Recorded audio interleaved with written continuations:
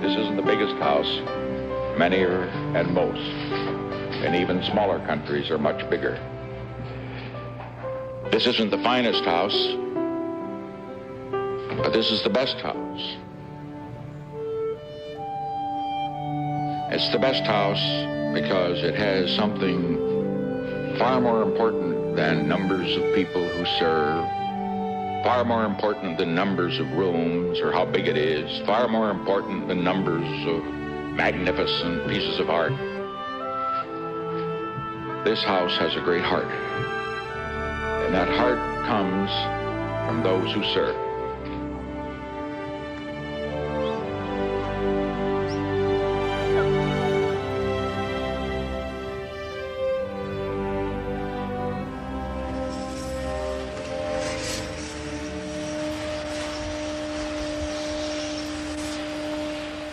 At the White House, there is no such thing as a typical day. For those who serve inside, today will be one of the most intense. These people, stagehands to history, are preparing the House for the visit of Russian President Boris Yeltsin. Hi, Brenda. This is Gary Walters at the White House. How are you today? Fine. Is Jerry in? Each time a foreign leader visits the White House, the president has an opportunity to showcase the power and heritage of the nation in a setting that embodies them in every wall, floorboard, and stone. This is the symbol not only of the presidency, but in the eyes of the world, of the United States of America. Nothing compares to the simplicity and the strength. Nothing in the world like it. Black tie. The dinners and we'll start off with the private reception. Very shortly, the Yeltsins will arrive. To ensure a flawless visit, there are briefings on 1,000 details of protocol and timing. But in terms of the movements, the arrival back here by the car, going up to the stage. The high point of the visit will be the state dinner tonight. Dramatic, entertaining, and essential, the state dinner is the ultimate expression of White House power. Not a thing. Not a thing. Okay, we're going to start the escorts out to the South Lawn now. Everyone has More than 200 reporters will cover the visit of the Russian leader. It will begin in a few moments with a carefully orchestrated event called the arrival ceremony. Would you repeat the name again, please? Ladies and gentlemen, this is an audio check from the South Lawn of the White House. Checking 1, 2, 3, 4, 5, 6, 7, 8, 9, 10. 10, 9, 8, 7, 6, 2 on each, 5, the line side, 1 4, on 3, 2, 1. I am Mrs. Gore. I am Secretary Christopher. Thank you very much. Enough room for them to get past here. Right. I am Mrs. Shelley Kashvili.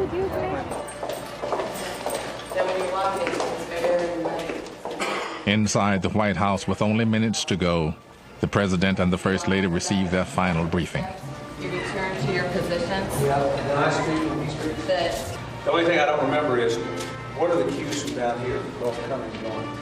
He turns his back. That is your final cue. Stand by about 15 He seconds. will turn his back. They will do some more stuff. He will face you. He will cue you at all times. And then we go back and start And then you speaking. come back. Okay? That's when you come. Yeah, when you that's come- when you that's come when it down. comes down. And then we Yeah. bring you back to the stairs. Okay. Just remember the consecutive. Okay?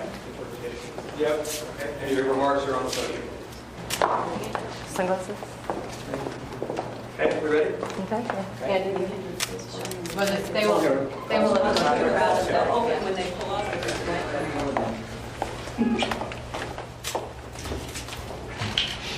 Rich, thank you. You have to do that. Sneeze when I'm This is legal.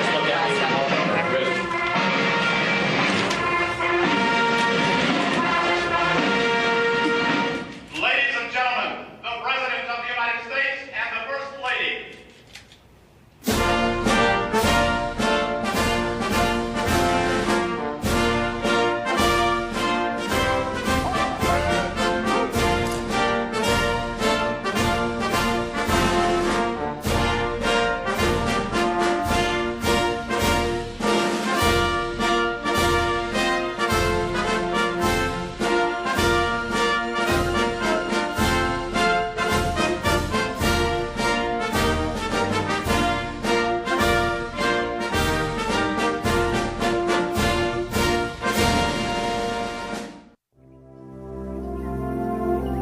The White House is so universally recognized today that it's hard to imagine when it didn't exist. But almost 13 years after the United States had declared independence, the city of Washington was still nothing but untamed woodlands. In 1789, Congress agreed to build a new capital city. Ridiculed in New York and Philadelphia, the city and the president's house would never have been built had it not been for one man.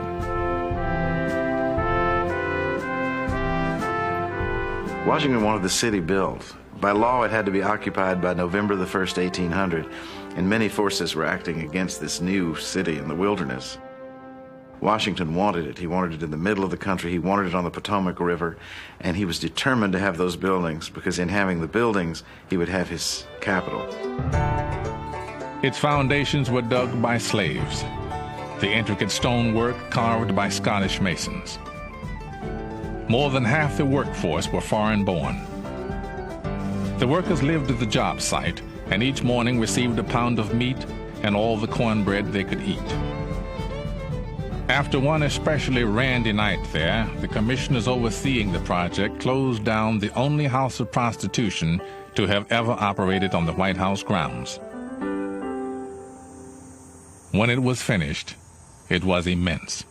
A bigger home would not be built in this country until after the Civil War. Today, the power of the symbol is inescapable, something every visiting leader learns upon arriving.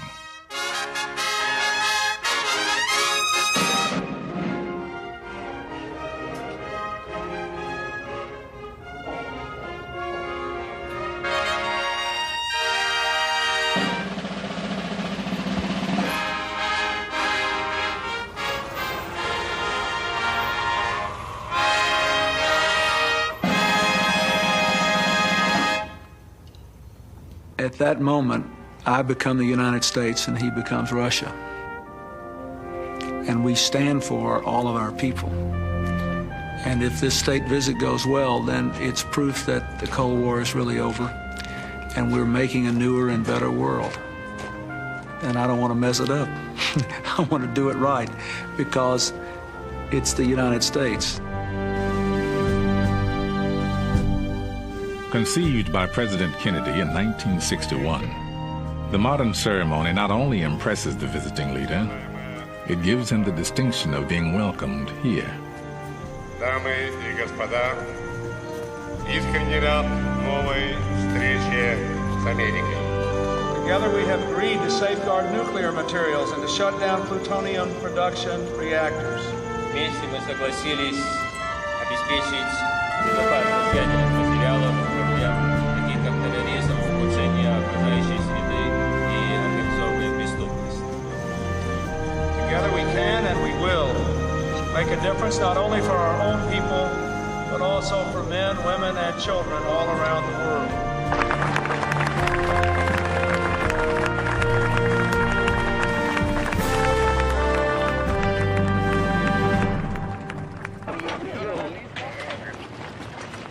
The receiving line's going on right now inside. President and Mrs. Clinton are receiving the official party. We have a full day, full slate in front of us. We have some canopies to put up yet, flower material to put around. There's a lot of activities going on yet. See you later. All right, Jim, what else we got?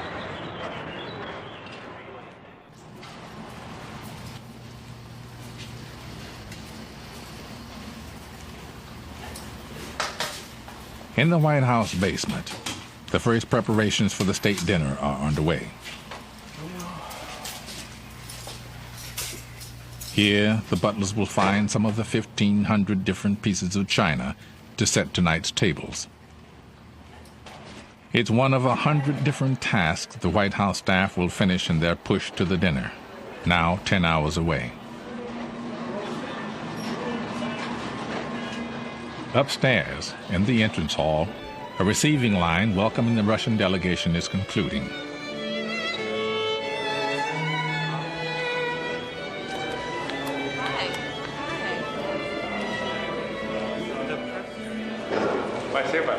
Very good. Thank you. Just a few steps away, the china is wheeled into the old family dining room.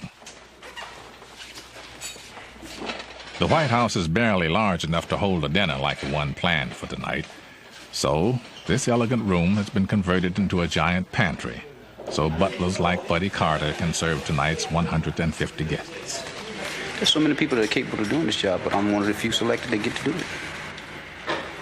So that's why I take a lot of pride in what I do, and I love it. Can I speak to Jim, please? Chief Usher Gary Walters is the house conductor. Skip. He directs everyone from butlers to plumbers, all the people who serve the family and make the house work. Catherine came in today, and she had all these different packs. Although he built the house, George Washington died before it was finished. John Adams, intimidated by the expense of running such a home, said he'd prefer a row house instead. But Washington's house held irresistible allure. And on the night of November 1, 1800, Adams became the first president to sleep in the White House.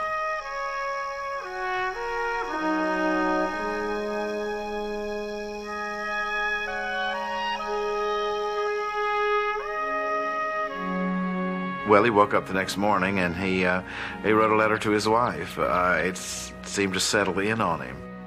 And it's really, you might say, the first experience you know of a president having in that house. You see, by now it is the president's house. It seems almost an afterthought, but it's very beautiful. And he says, may heaven bestow the best of blessings on this house, and may none but honest and wise men inhabit it hereafter. When the Johnsons entered the White House, the nation was still in mourning for President John Kennedy. One of the times that was a throat-gasping time for me was the morning of December the 22nd, when I came down to the first floor, where all of the chandeliers had been draped in black net, and to come back and see that gone, and the Christmas tree brilliantly alight. I think we had it in the blue room. That was just, you just gasp with sort of relief, and now we are started, and life will go on. For the first families, from the moment they move in, life goes on in the public eye. For their own sanity, there must be a refuge. And at the White House, it is upstairs. Only above this stair is privacy absolute. Never, while a presidential family is in residence, may cameras pass beyond this gate. Cameras above the first floor are still rare, because this is where the families live. The second and third floors are one of the few places on Earth where the families are not accompanied by Secret Service.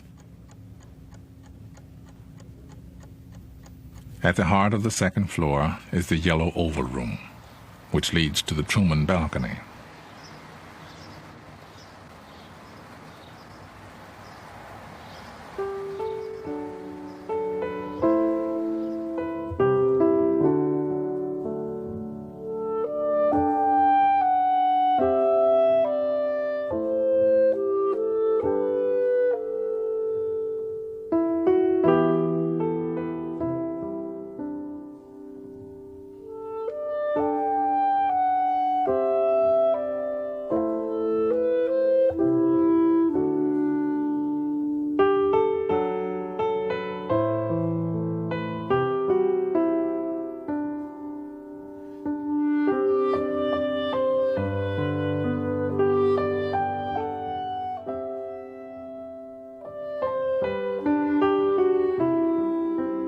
These rooms provide a haven, a place safe from everything but history. For me, I would get so caught up in what I was doing that you forget where you are, that this is home. But then we'd sit down at dinner at night, and here would be Abraham Lincoln's plate. And then it would all just kind of come back. Here I am in this historic house, and it was overwhelming sometimes. While overwhelming, this public housing does come with some useful amenities. Living in the White House is quite a dream for any homemaker. There's somebody to do everything. It's not just the wonderful butlers and maids, but if you need a plumber, all you do is pick up the phone and the plumber's there right away. Well, when President Johnson first came into office, the chief usher called me up and said, the president wants to talk to you about this shower. He says, come up. So I came up. The president stepped off the elevator coming down, going to the Oval Office that morning. So he told me he wanted more water, colder water, and he said, if I have to, I'll go over to the Elms and take my shower. So the first thing I did, I got a chauffeur and went to the Elms to see what he had over there. And we came back to the White House, and we thought we had it, perfect for him. We had much better than he had at the Elms. But he wasn't satisfied with that. He wanted 50-degree cold water. He wanted body sprays around him. And then he told me that he wanted a shower head about 2 feet off the floor. He said, I want a shower head right there. And I said, well, you hold your finger there, Mr. President, let me mark that spot. In your home, probably you have about 8 to 10 pounds of running pressure on your shower head when it's running. His was 110 pounds of pressure while it was running.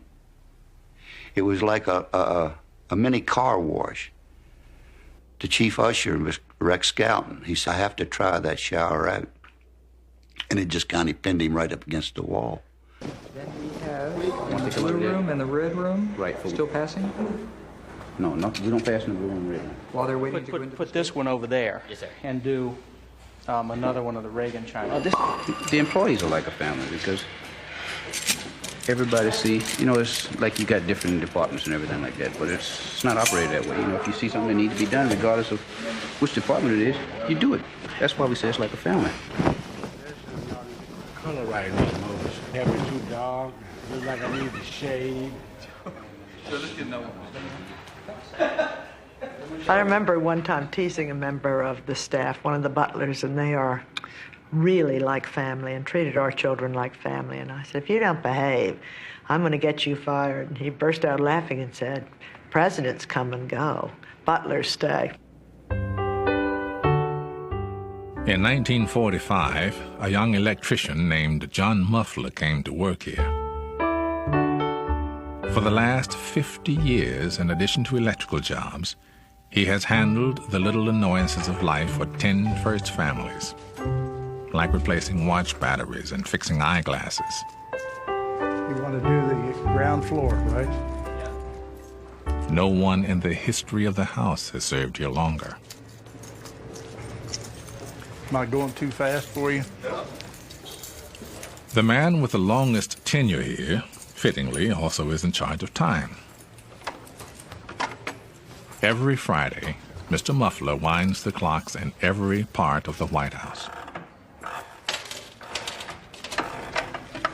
How many clocks are there in this place? Several. Look at the clock, Mr. President. Yes, it's a beautiful clock, and it still keeps good time. Do all these clocks run, Mr. President? It seems Yes, to be they all run. in every room. We have a special man that winds clocks every Friday. I always managed to be there when he'd come in somehow.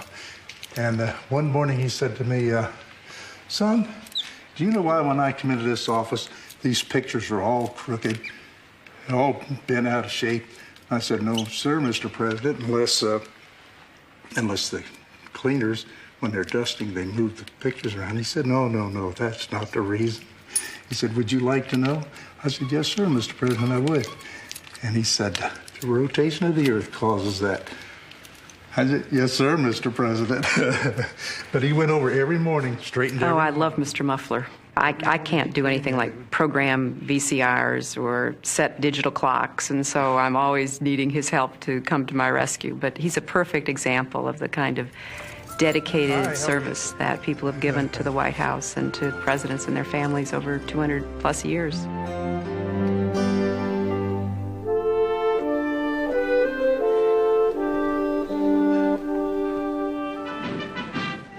United Nations War Council. President Roosevelt and Prime Minister Churchill at the White House meet. Because of what happens here, Even in the wee hours of the night, someone is always on call. Alonzo Fields, White House butler for 21 years, developed a unique relationship with Prime Minister Winston Churchill. Around about 1:30, I decided that the Prime Minister is satisfied I know. And I was thinking about really going to bed. And the bell buzzed. I went in. The Prime Minister was walking up and down with this scotch in his hand, talking, quoting, and saying different things. And he says, we're trying to find out from the Russians what we can do for them. But what can we do? It's like an iron shade. And then he stopped and stomped his foot. Oh, make that an iron curtain. And then he saw me, and my eyes saw the bottle was empty. My poker face didn't fool him. He says, yes, my man, I need some more to drink. He says, I have a war to fight, and I need fortitude. So I proceeded and got a bottle of scotch and opened and poured the Prime Minister a drink. And then I said, Mr. Prime Minister, will that be all for tonight? And he says, I don't know. I can't depend on you. I said, well, Mr. Prime Minister, what is it? And he says, well, if ever I'm accused of being a teetotaler, I want you to come to my defense. I said, Mr. Prime Minister, I'll defend you to the last drop.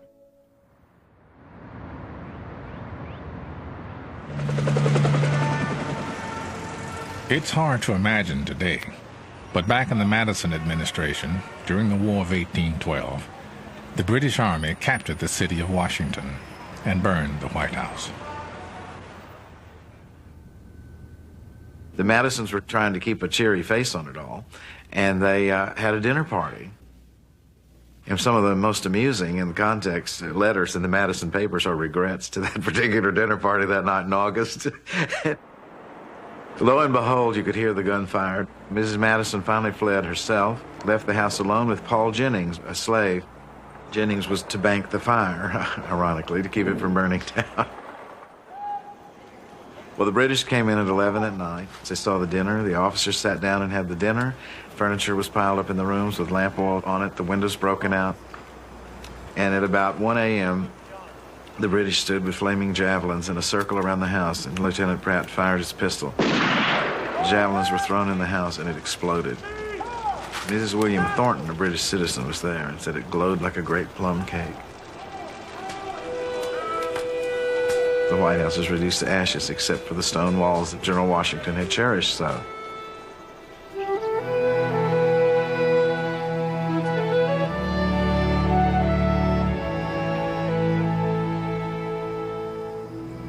Upstairs on the Truman balcony, we have one block that's unpainted. And whenever we have people up there, I take them outside and I look at it and I say, you remember this house burned in 1814? I look at it all the time. Every time we have any kind of international incident, when Captain O'Grady was rescued out of Bosnia, I went out on the Truman balcony and I looked at the burn marks. But I'm very aware every day I go to work about how this house carries the whole story of America and how we're still creating that story and what our obligations are.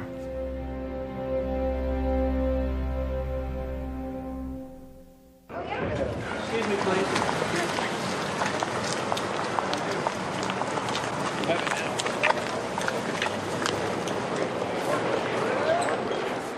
Throughout the day, during a state visit, meetings between the official delegations are held, and the press moves from room to room for photo opportunities. Do you care to respond to the healthcare situation? Are you disappointed? Those living here are surrounded by constant reminders that they are not living a private life. I feel as though I've just turned into a piece of public property, Jacqueline Kennedy said, after only 2 months in the White House.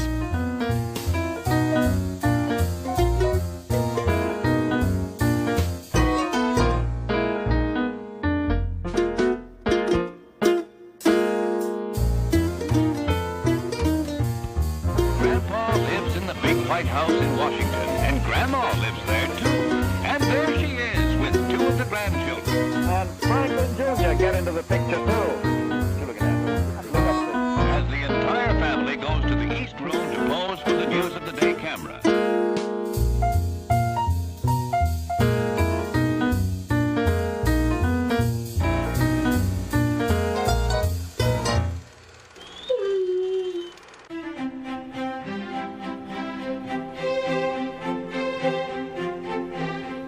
The South Lawn has always been the quintessential American backyard. Something between a playground and a formal garden.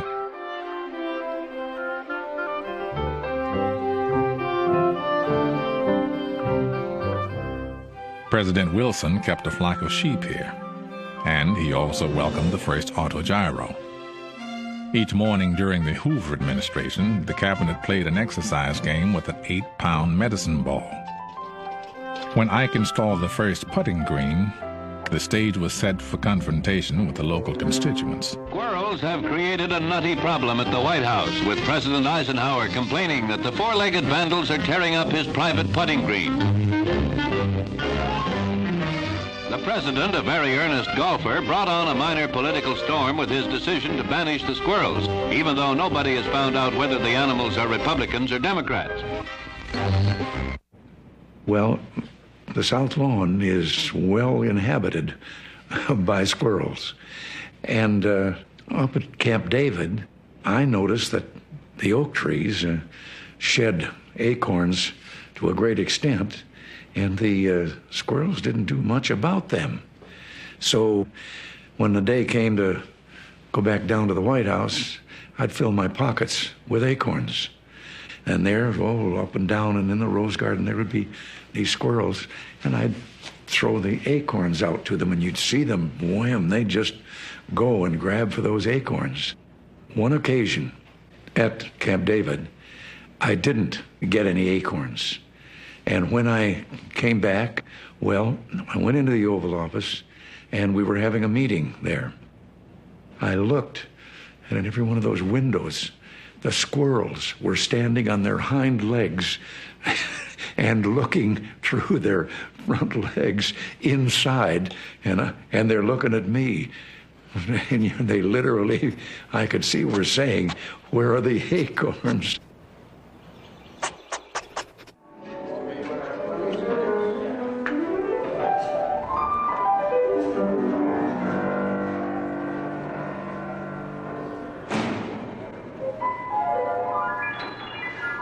At about 3 p.m., the pianist for tonight's entertainment practices in the East Room.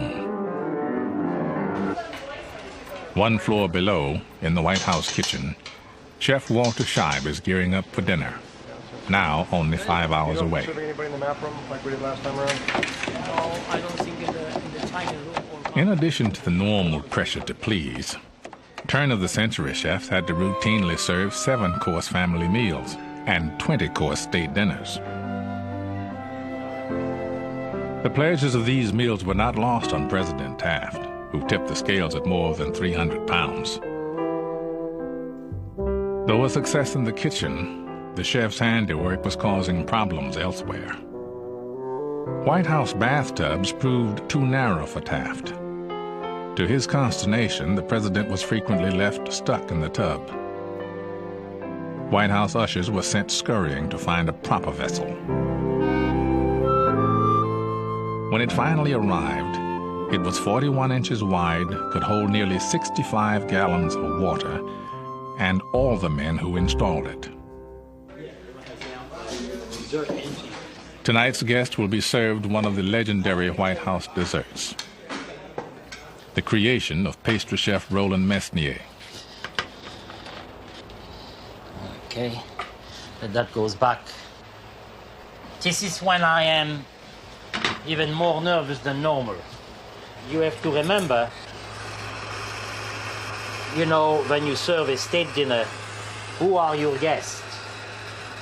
The dining room is filled with extremely important people, people that have been everywhere, that have tasted all sorts of food, and our job is to make sure that the guests will leave the White House feeling that the president and Mrs. Clinton did an excellent job receiving the guests, not the pastry chef, nor anybody else, but the president and the first lady. That has to be very, very well understood. And I think if you can do that, then I think you do your job fairly well. Mesnier's almond baskets will be the dinner's grand finale. Here we are. Not only backstage. It's a type of culinary touch that has always attracted the attention of gourmets, including Julia Child. who was born in Switzerland, had his training. While history has recorded the names of almost every White House chef, the names and lives of the kitchen assistants and the servants who toiled on the staff have gone largely unrecorded.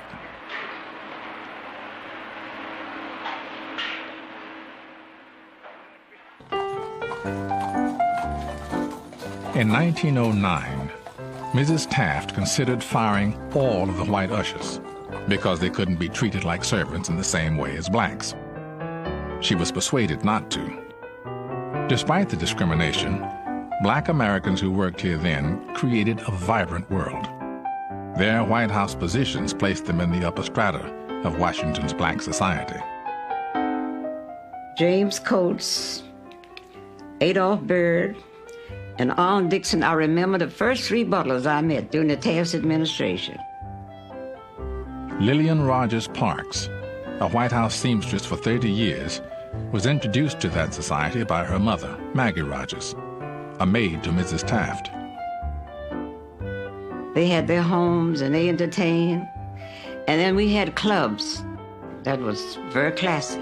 And that gave them the idea to get together and have a little club at the White House called the Chandeliers. Named for the cut glass fixtures in the East Room, the Chandelier Club, like many social clubs in the early 1900s, held a ball each year. Though it was not staged there, the White House imprimatur made the Chandelier Ball exclusive. The Marine Band played, and White House dignitaries always attended. But outside the ball, black workers were still treated as second-class citizens.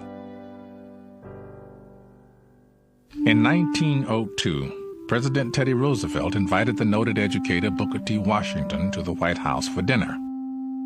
Press reaction in the South and the North was severe.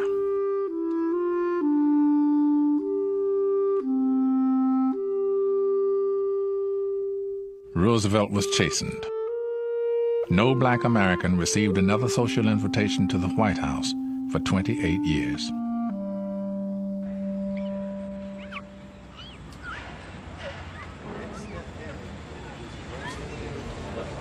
In the entrance hall, the honor guard practices for their ceremonial march later this evening.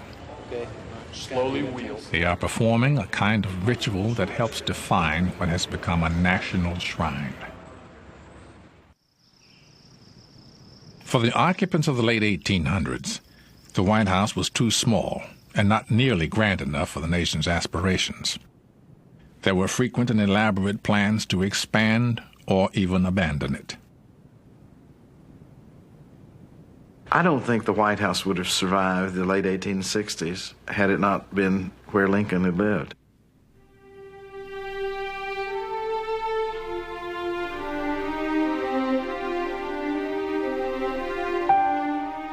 You think of Lincoln in his nightshirt going down the hall at night with the wind blowing, in his dreams that his secretaries told about, his wife's problems, the child's death. It all happened in the White House. And it's from the White House he left in his carriage to go to Ford's Theater, and it was the White House he was brought back dead. It's not too excessive to say that Lincoln sanctified the White House.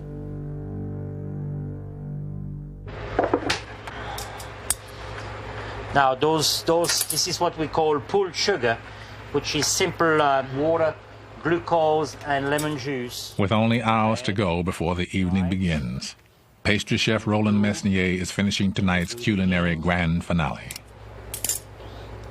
Until you feel that you are, that the Rubens is wide enough, because as you pull it thin, it will get narrow on you. So that's just like a baby. Very, very careful. You have to kind of tickle it and massage it and be nice to it. See, look at these. Huh? Precision and timing is the key to a beautiful Rubens. It makes you very nervous because of the kind of material we're using. See, I mean, you can see it shudders just like these. I mean, you know, one touch and that's it.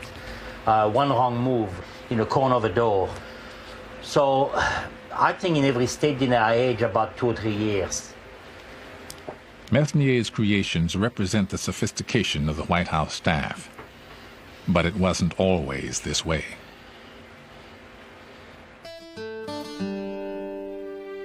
At the end of the 19th century, the president's house reflected the manners of a frontier nation, not the style of an emerging imperial power.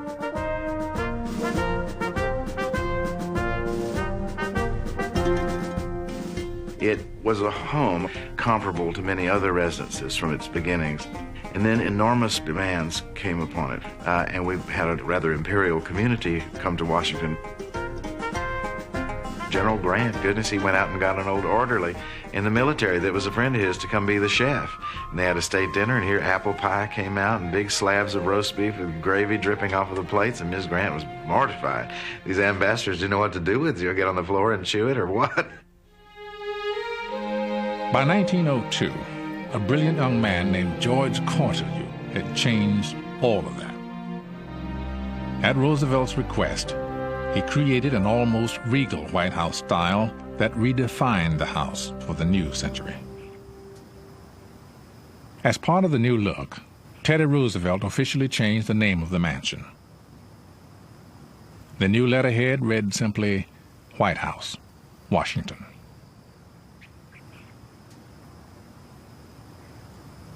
As part of Teddy Roosevelt's reinvention of the White House, he added a new wing. Hi, how are you? It is in this wing, not in the house itself, that the most famous room in America stands, the Oval Office. Heidi, how you doing? They're with me, it's okay.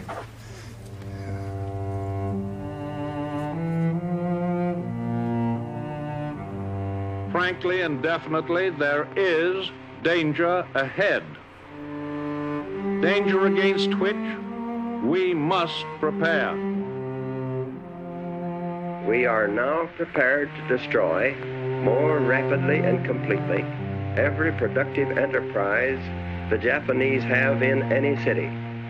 We shall destroy their docks, their factories, and their communications. It shall be the policy of this nation to regard any nuclear missile launched from Cuba against any nation in the Western Hemisphere as an attack by the Soviet Union on the United States.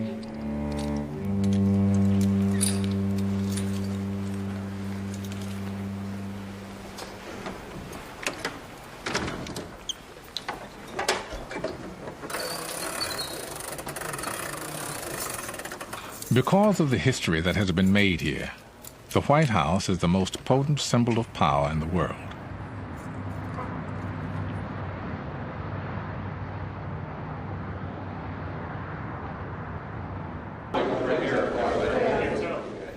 Inside the symbol, with only an hour before the first guests arrive, the White House staff is in a whirl of final preparation. No.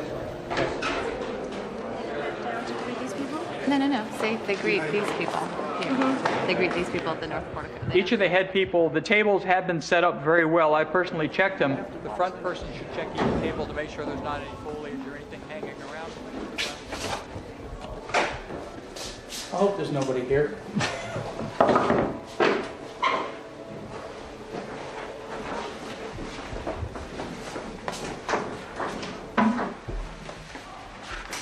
It's those mundane chores that have to be done.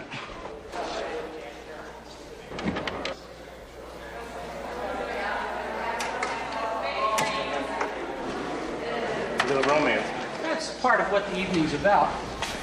I'm coming back at you. Is part of setting a mood as well as entertaining guests. We're trying to set a mood, which is a nice, pleasant evening for everybody.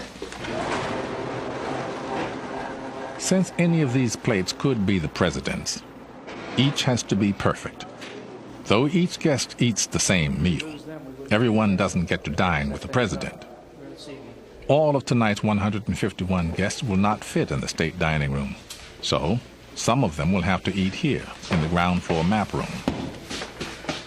To the Russians who've been relegated here, someone may have to explain the American concept of the kids' table. Okay, good enough. You gotta know what you're doing. Not just anyone can serve the president and his guests. Besides careful training, each of these waiters has undergone an FBI background check. Oh, no problem. How's your bowling game? The state dining room, like the rest of the house, is ready. But Gary Walters isn't taking any chances. If the chief usher had made a similar inspection of the house 45 years ago, he would have found a few things out of place. In 1948, the White House was completely gutted. The floors that Jackson, Lincoln, and two Roosevelts had walked across were gone.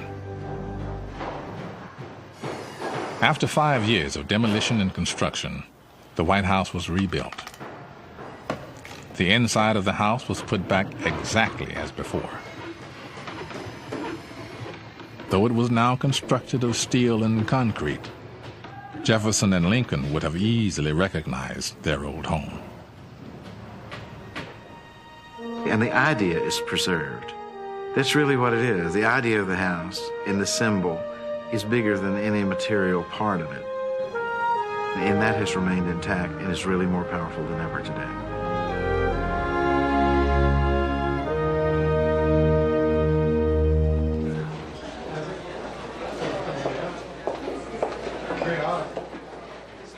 By the time the President and First Lady reached the first floor, everything is ready. All the preparations have led to this moment. Now all they need are guests.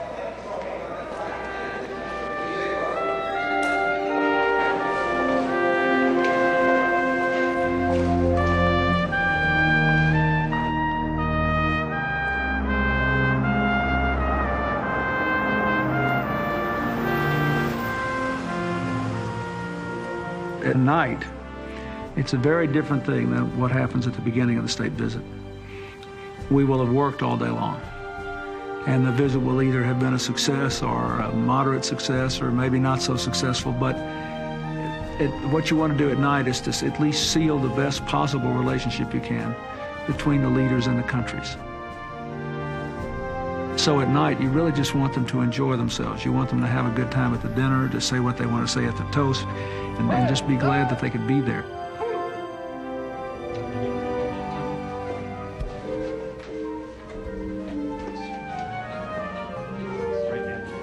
In the family's private quarters on the seldom-seen second floor of the White House, one of the most critical moments of the visit unfolds. Here, the President and First Lady have a chance to relax with their guests in the warm atmosphere of a home. Welcome to the White House. I heard you speaking with my husband about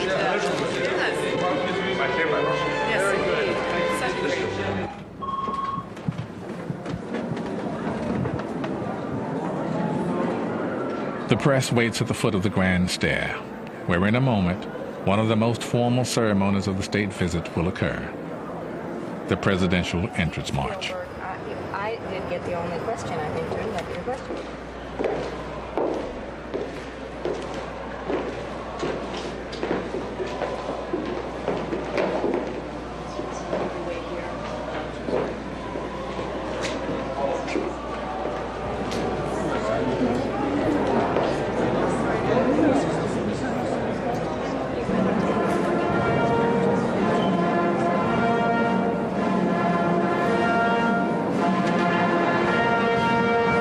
Ladies and gentlemen, the President of the United States and Mrs. Clinton, accompanied by the President of the Russian Federation and Mrs. Yeltsin.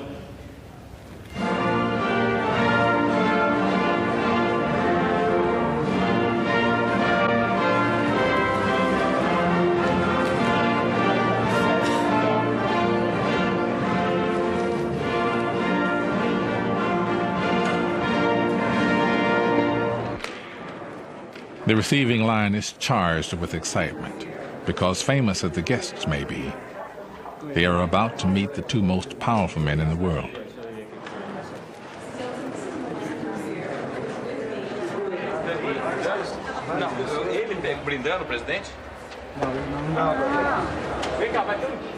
And we have admired your patience. The rising anticipation of the evening is peaking by the time the official toasts are made. President Yeltsin should be finishing any minute now. He's going a couple minutes over his 5 minutes. He's up to about 8 minutes now speaking. Got the signal. And finally, dinner begins.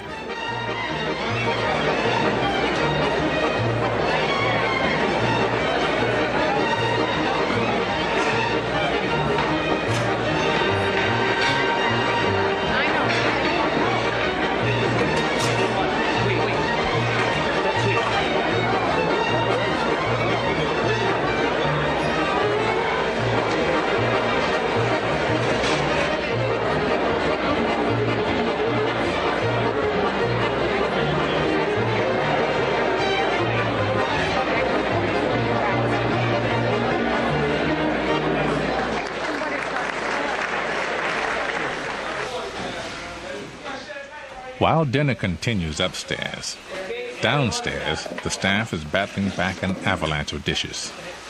Working hard, fellas. Cocktails is 7. After the cocktails, that's when it starts flowing in. Start coming down, and after that, it's non-stop. Do you kind of forget where you are, or do you ever forget where you are? No, never. You know you in the kitchen watching the dry dishes.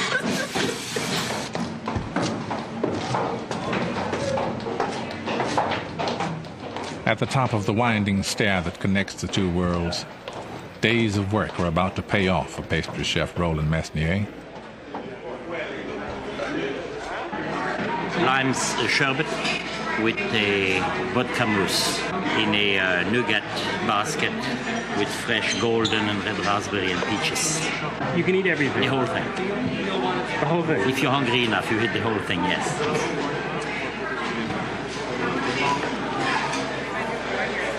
Curry straight, please. Curry very straight, please. On evenings like these, dinner is followed by a performance in the East Room.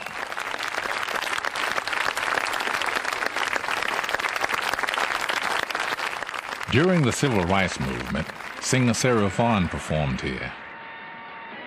At the end of the evening, a staff member found her sobbing in her dressing room. When asked what was wrong, she said, "Nothing is the matter. It's just that 20 years ago when I came to Washington, I couldn't even get a hotel room. And tonight, I sang for the President of the United States in the White House. And then he asked me to dance with him. It is more than I can stand."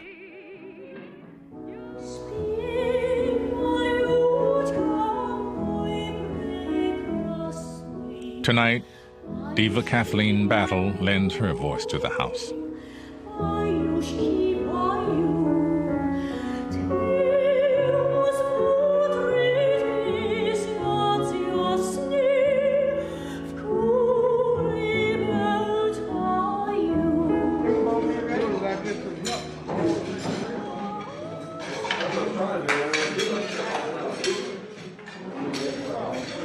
I think one of the attractions of the White House, one of the things that makes it so precious in our country, is the fact that a family really is living there every day. That it's a center not only of political power and prestige on a global basis, but has that human touch of individuals enjoying life within those, I guess you might say, hallowed halls.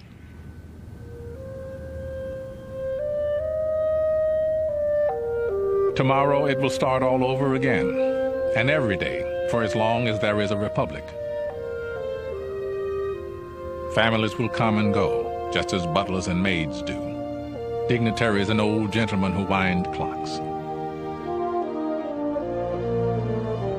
These are the people who furnish this house and give it life. And as they do, an American idea endures.